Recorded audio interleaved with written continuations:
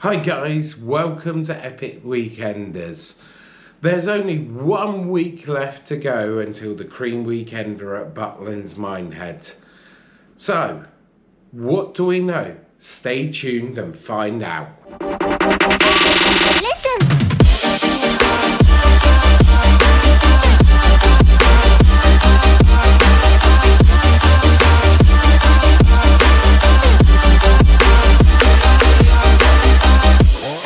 So the countdown's on and we've only got 7 days until we're on our way to the Cream Weekender in Minehead. While some people have only got one thing on their mind, which is Christmas trees, what presents to buy, getting their decorations put up, us ravers are completely different.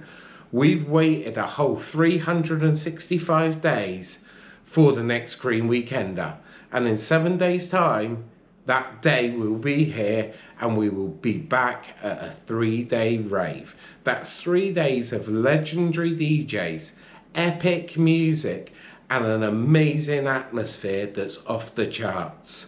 I just cannot wait. But like many of us, we've got to start planning it, right? So we've got our beers, we've got our wine, we've got our bottles of vodka, we're all ready and we're getting packed up. But the most important thing is, well, what time are the DJs on and what venues are they in? Every single year, I always find there's always 2 DJs or 2 sets that you want to go and see, and they're both on at the same time in different venues. So forget the queues and the venue might be at capacity. You've got to kind of pre-plan where you're going to be, what you're going to see. If there are 2 on at the same time, which one wins over the other? And with a week to go, now's the time to start thinking about that. So I went on to the Butlins Minehead, the Big Weekender app, tapped in the dates for the Cream Weekender, and up it comes. And what do you see?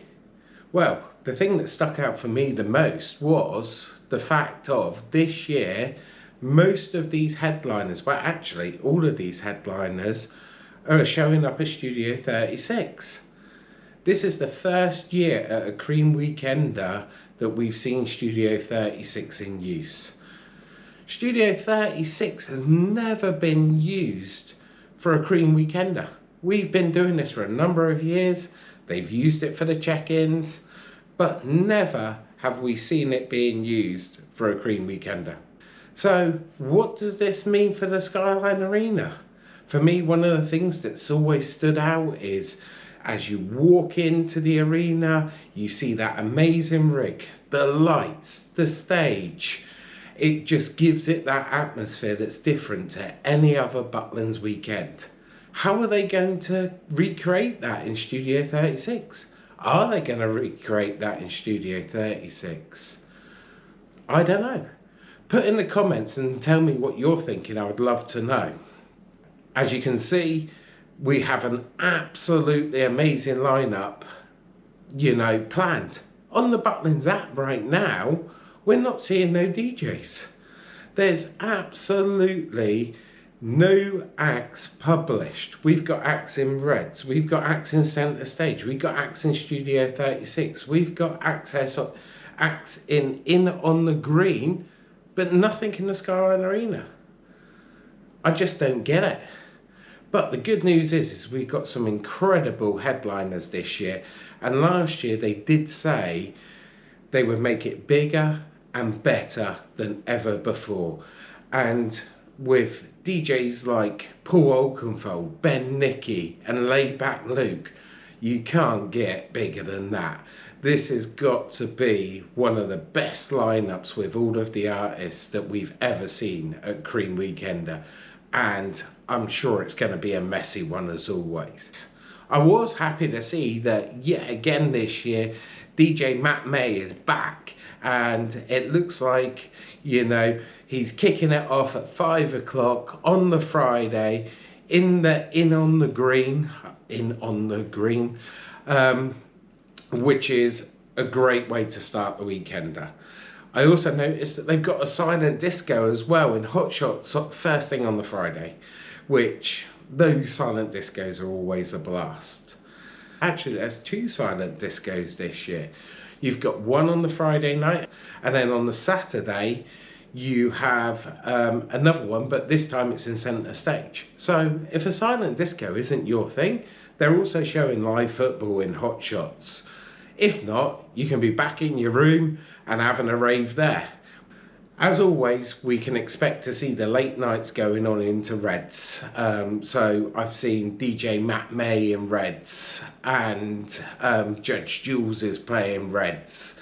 So we are going to have that nice atmosphere in Reds. But the thing is Studio 36 the new hub for this Cream Weekender? So with all of this news, and with seeing that their primary venues are going to be Centre Stage, Reds and Studio 36, are we seeing a shift in the Cream Weekender? Are we seeing it become more like the 90s, the noughties?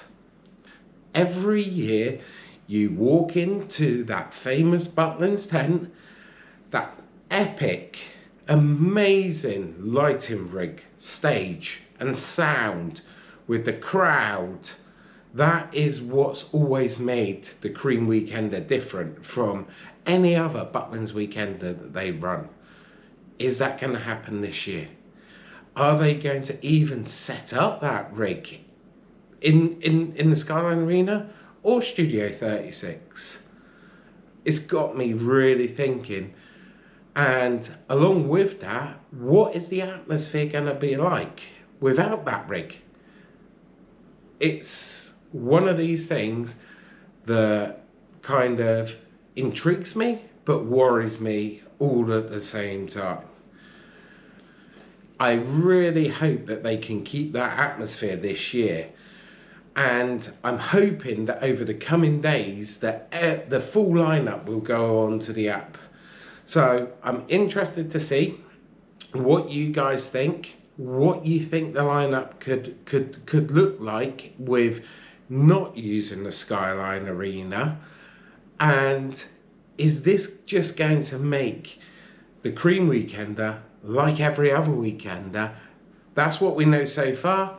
So make sure that you like, subscribe and put a comment below if you found this video helpful. We will be there capturing all of the madness, so don't be shy, come and say hi. And I've got one last question for you. Are you ready? It's gonna be epic.